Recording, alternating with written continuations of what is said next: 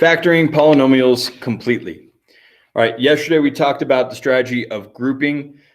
Grouping had to do specifically for when I had 4 terms of a polynomial.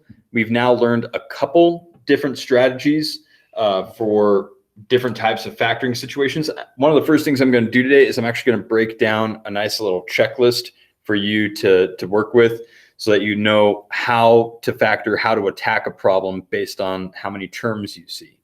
Okay, so actually what we'll be doing, we're going to be doing these 3 examples. I'm going to power through them as quick as possible, because one thing we'll find with these 3 examples in particular is that, as the title of this section implies, there is a possibility that I have to factor more than once. And in each of these problems, I'm going to have to factor more than once. And so we'll work through that, and we'll start right now. All right, so the first thing I want to do is I want to give you guys a checklist. I'm just going to, over here in the margins, write out a little checklist for you on how to look for things to factor. All right, so step number 1, always check for a greatest common factor.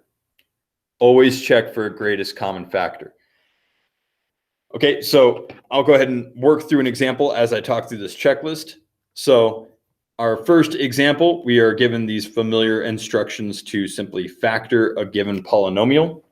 Our first example here is 3x to the 3rd power plus 6x squared minus 18x. Okay, so when you sit down your chapter 2 test, you'll be given some polynomial. This one's 3 terms. You may be given a 2-term or 4-term.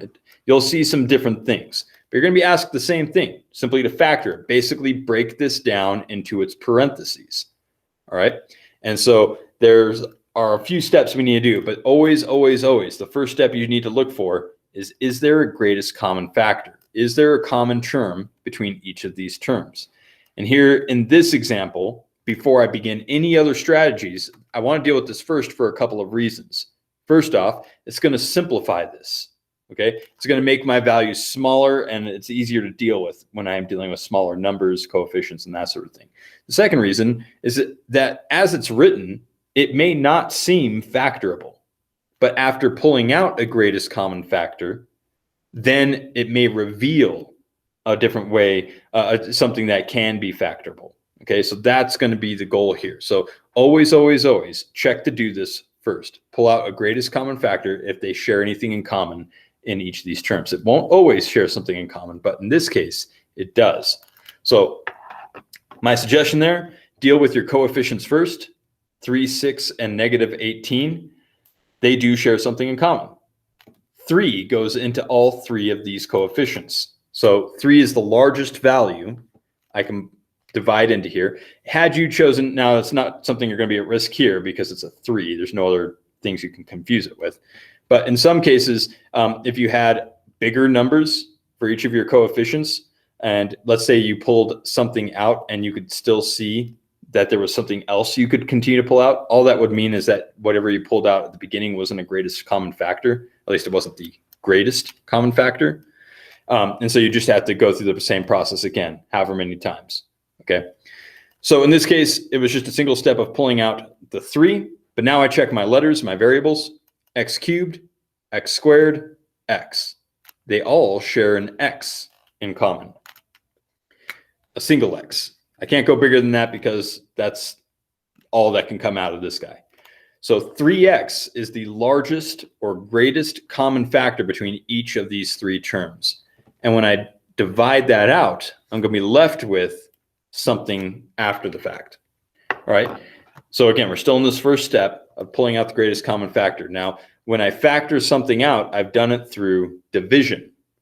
So if I divide 3x out of this 3x cubed, I'll see what's left over. Okay, so I know some students kind of struggle with this part, so I'll just kind of walk through it. I deal with the numbers first and then the letters. Okay, so 3 divided by 3 is 1. Okay, I'm going to go ahead and write it. You don't need to write it because we don't need to write 1 as a coefficient. But then if I divide x cubed by x, I'm going to have 2 x's left over. So it's 1x squared. Now, again, I don't need the 1, so I can get rid of that. Okay. But that was just to demonstrate. Deal with your numbers first, then your letters. And I can confirm this because if I were to take this 3x and multiply it by x squared, I'd get right back here to the 3x cubed, right? Just like any other math operation, if I'm able to take an action on something, I should be able to undo that action. All right, and now the middle term, if I were to divide 3x into here, again, deal with your numbers first. So 6 divided by 3 is 2, positive 2, more specifically. And then x squared divided by x, I'm going to have a single x left over. Okay, and lastly, this 3x divided into this last term, this negative 18x. So again, just doing the work. Negative 18 divided by 3 gives me a negative 6. And then the x divided by x will end up canceling, and it's like multiplying by 1, right? But this will be ending up what I'm left over with after I factor out this 3x. And I could confirm again that if I were to take this and distribute it through multiplication throughout this parentheses, I should get right back to where I started. That's how I know I did it right. Okay, so we've gotten to this point. So let me reference back to our list here in the margin. So step 1, look for a greatest common factor. Can I pull something out? Because by pulling this 3x out, I have now simplified this trinomial. Okay, now I have smaller numbers to deal with, so it may be more manageable as far as like answering the riddles and stuff like that.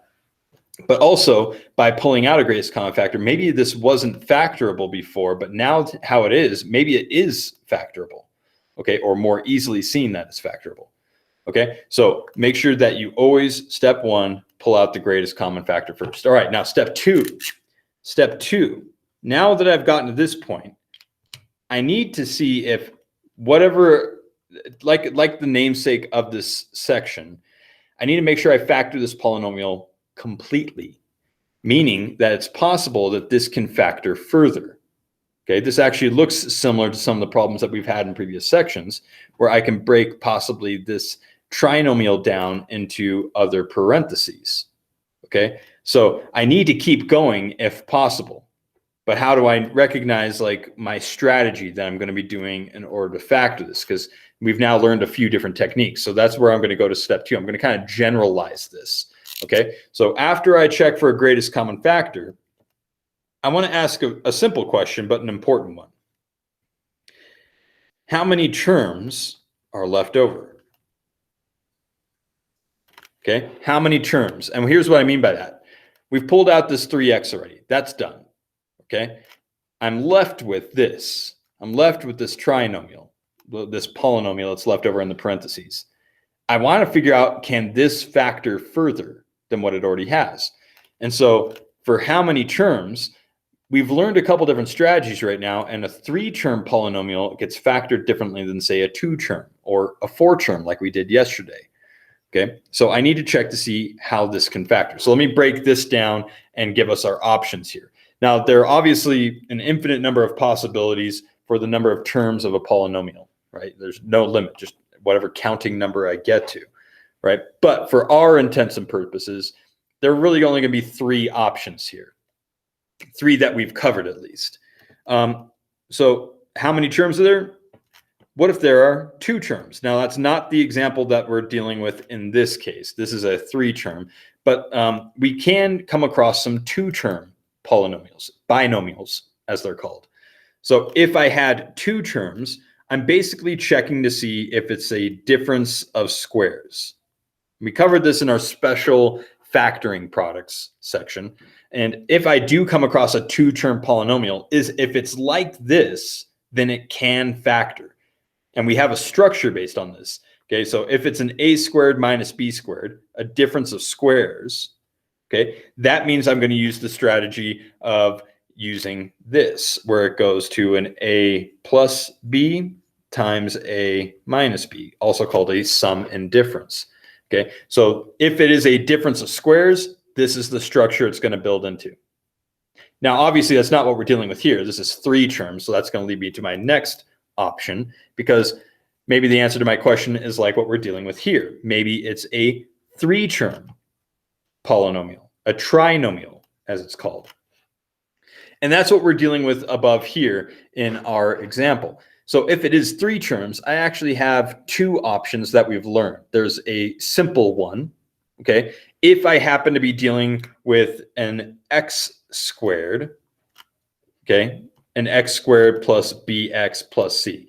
This one actually is like what we're dealing with here. And really what you need to focus on is the fact that it's just x squared. So I can actually ignore this other stuff here, okay?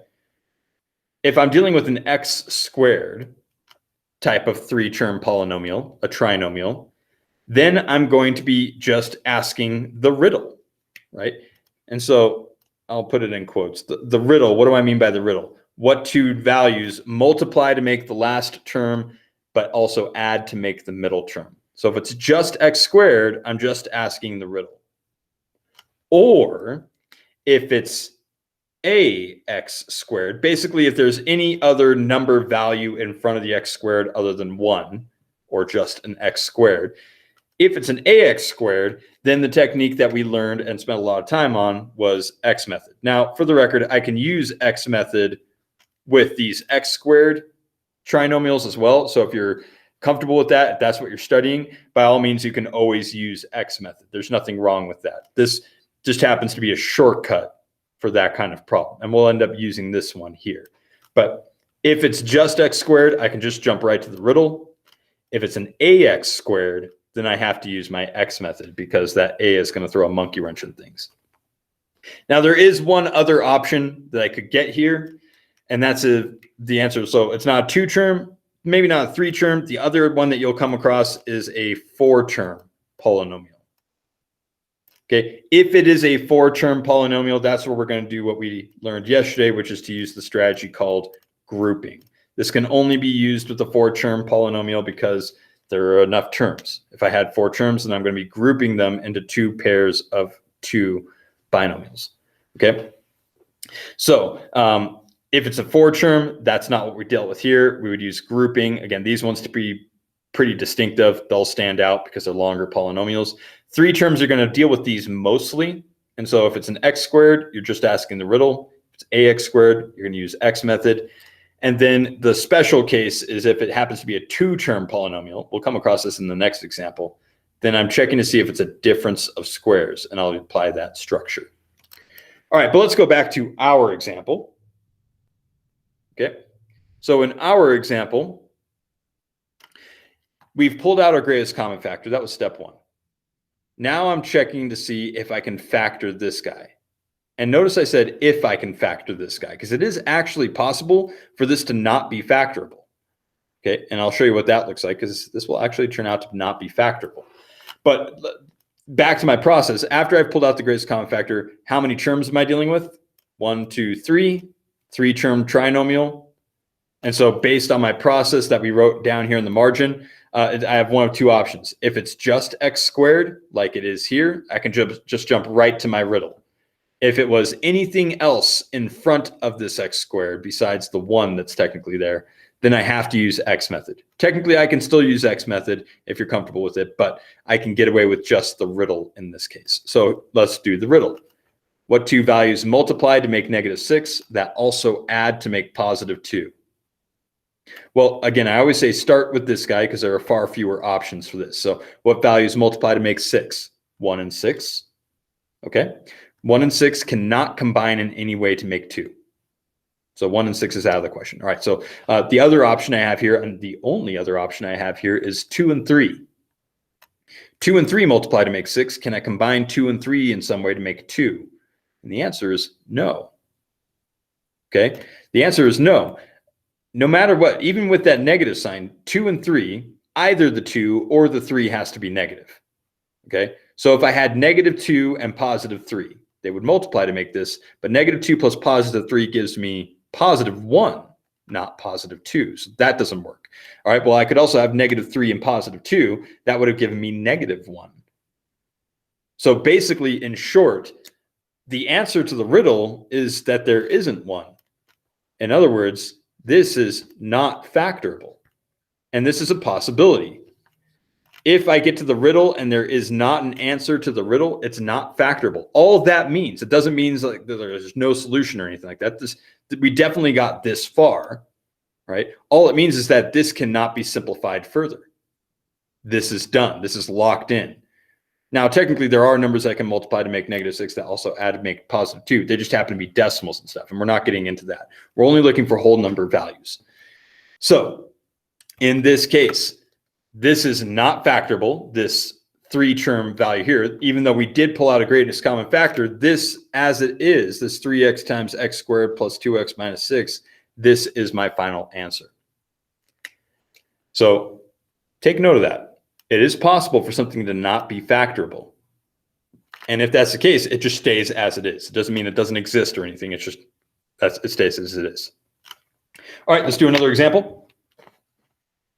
It'll be the same topic, factor, but now we're given a different polynomial. We're given 7x to the 4th minus 28x squared.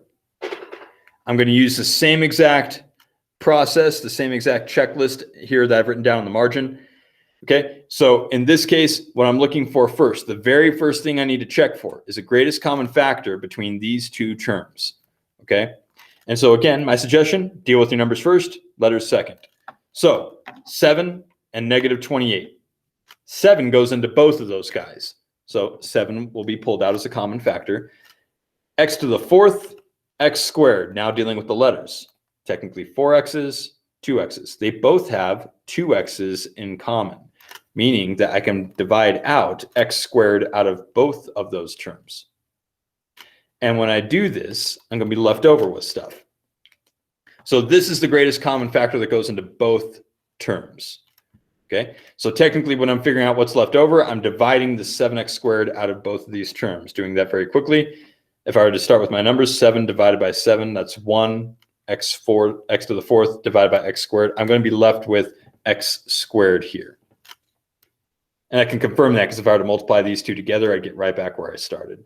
And on this second term, and technically I only have 2 terms here, so my last term, if I were to take this -28 and divide in the 7, I'd get -4. And then lastly, the x squared divided by the x squared, those end up canceling, so there's no x value I had to put there. So this is what's left over. And again, I can confirm that by saying 7x squared times the -4 should get right back here. All right, so step number 1, greatest common factor, done. We've pulled out the common term between both of those. And so now I'm left over with this. This guy's done. Now I have to check to see, can that factor further? And so that's where I go to my second step. How many terms are there? In this case, 2 terms. So this is that special case scenario. Okay, so if the answer is 2 terms, like we're dealing with here, I'm basically checking, am I dealing with a difference of squares inside this parentheses? Okay, so here are the things I'm looking for. Subtraction, that would be the difference part of difference of squares. So that exists, so that I'm still good.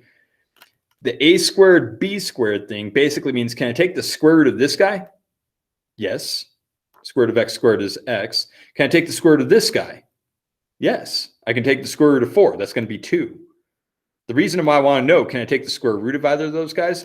Because if I can take the square root of both terms, those will end up being the terms I use in the structure I'm going to build into. So in this problem, this can factor. I can factor this further because it is a difference of squares. So don't lose track of this. The 7x squared will continue to be part of this polynomial.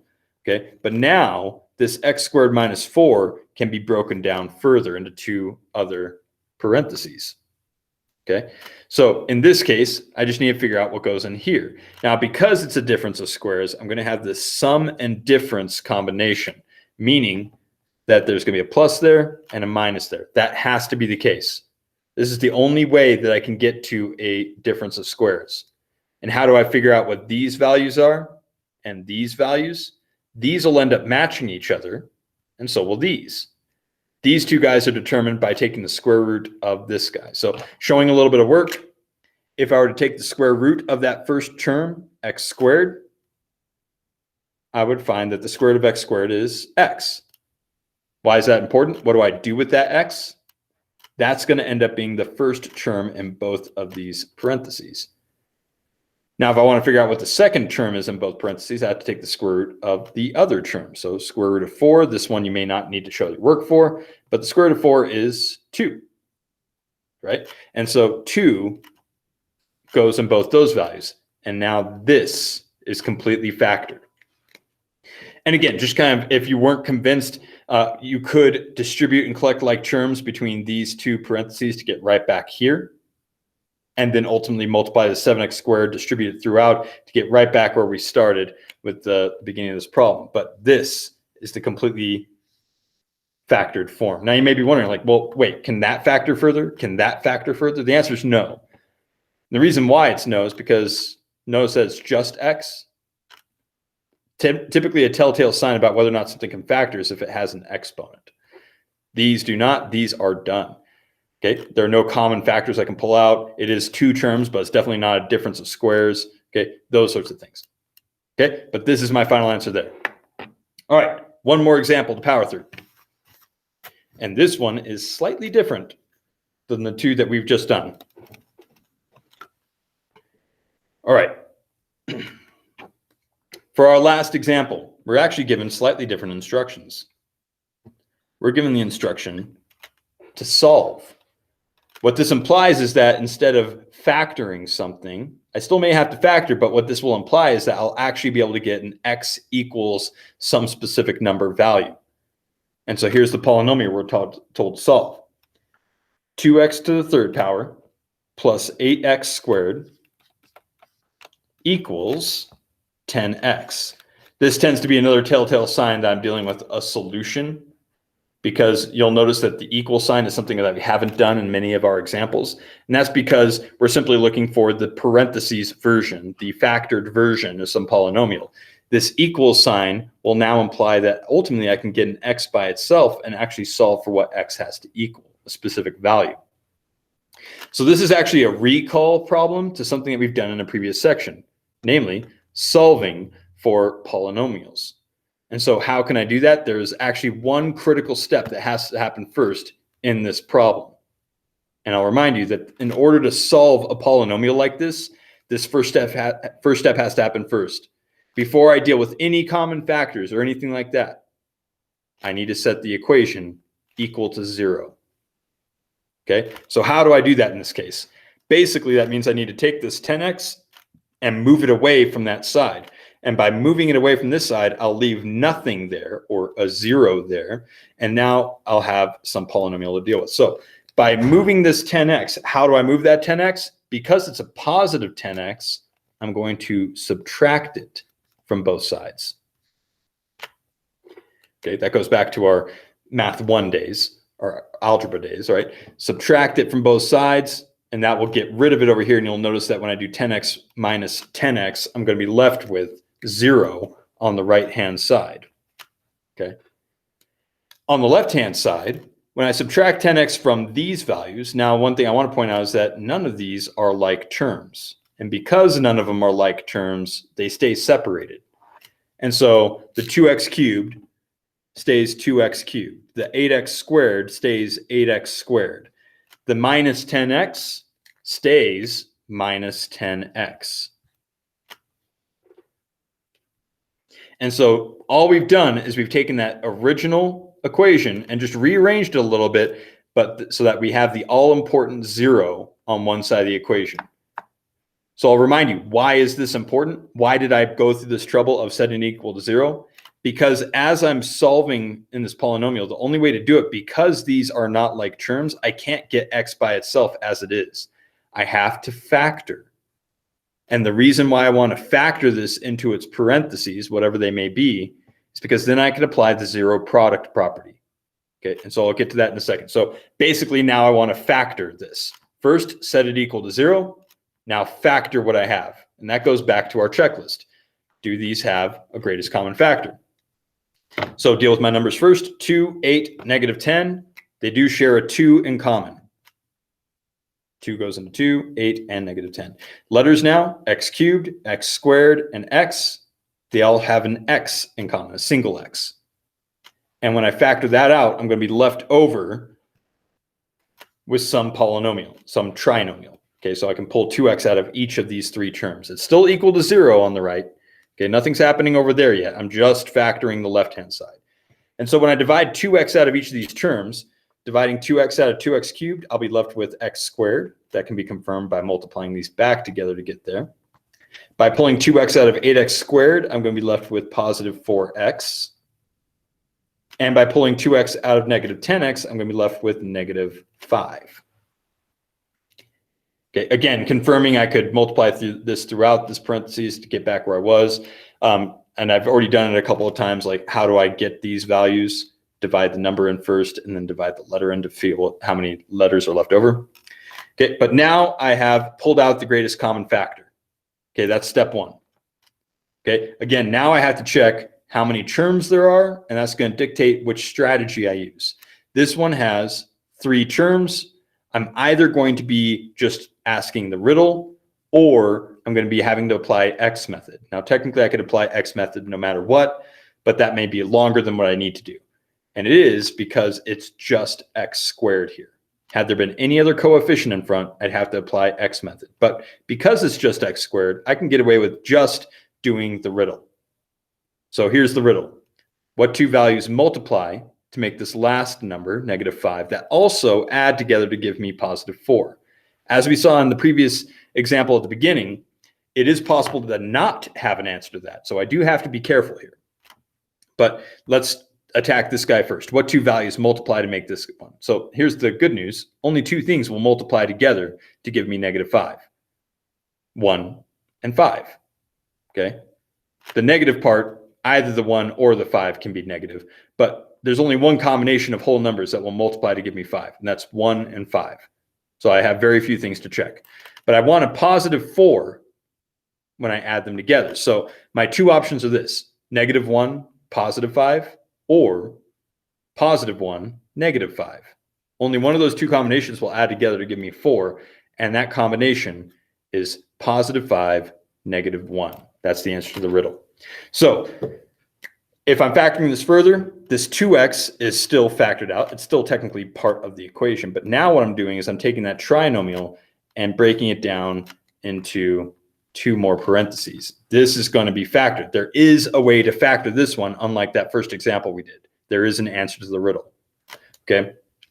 So what goes in both these cases? Now, because it was just x squared and I didn't have to do the x method and all that kind of stuff, it's just going to be x in both those places.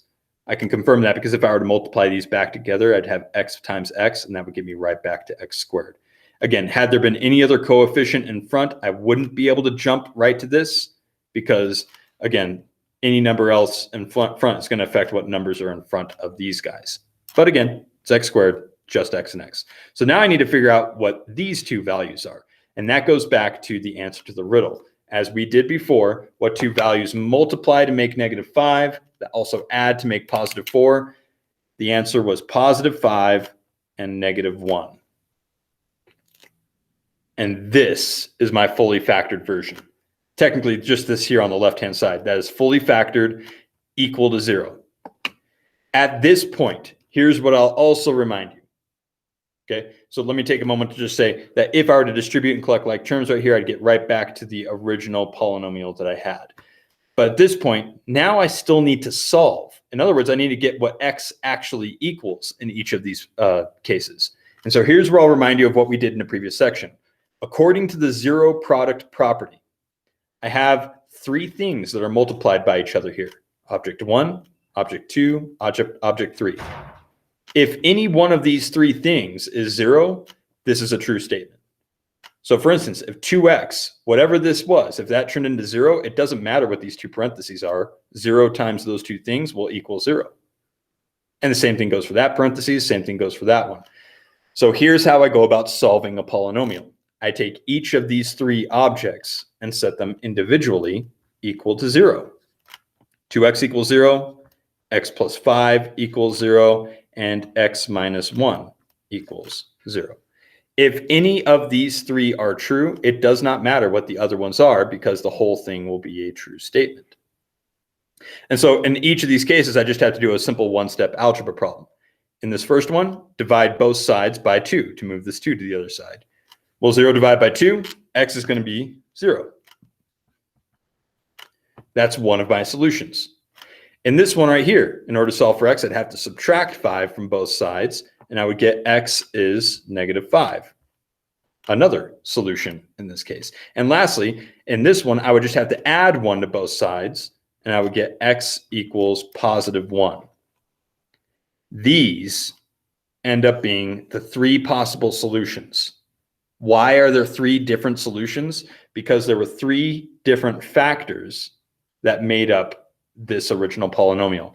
And you can test this. I won't go through it right now, but any one of these 3 values, if I were to plug it back into this original polynomial, I would end up with some 0 equals 0, therefore making it a true statement. All right, I'm going to stop recording.